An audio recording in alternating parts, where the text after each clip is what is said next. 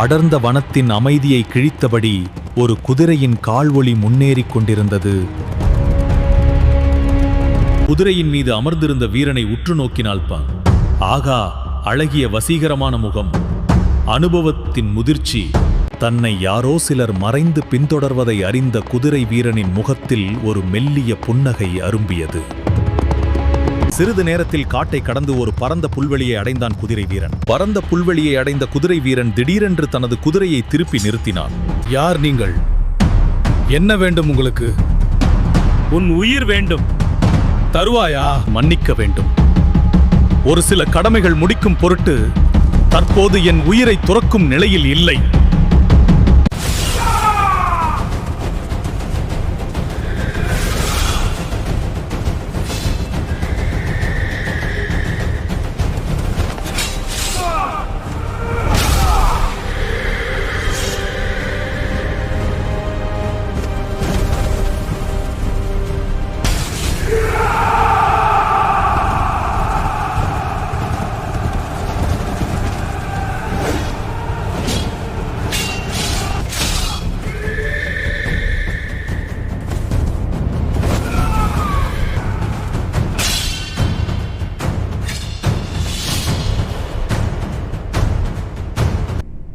கையில் ஆயுதம் இல்லாதவனை நான் தாக்குவதில்லை.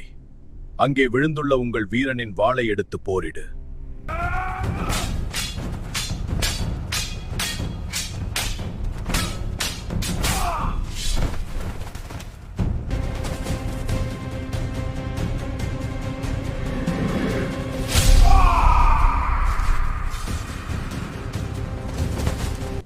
யார் நீ? இங்கு என்ன நடந்தது? எதற்காக இவர்களை கொன்றாய்? யார் இவர்கள்? அதை அவர்களிடமே கேட்டுக்கொள்ளுங்கள். இறந்தவர்களிடம் எப்படி கேட்பது? இறந்து விட்டார்கள், வா. கேட்க முடியாதுதான். என் கேள்விகளுக்கு பதில் கூறாமல் இவ்வாறு பேசுகிறாய் வீரர்களே! இவனை கைது செய்யுங்கள். சற்று பொறுங்கள். இளவரசே!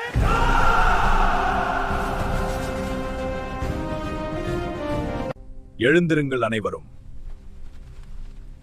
நீ விரைத்து சென்று ஊர் அதிகாரிகளிடம் சொல்லு. இளவரசரை வரவேற்க ஏற்பாடு செய்ய சொல்.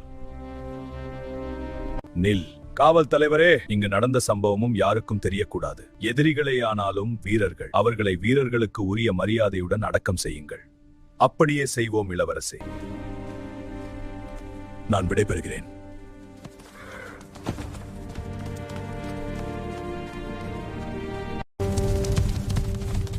இளவரசர்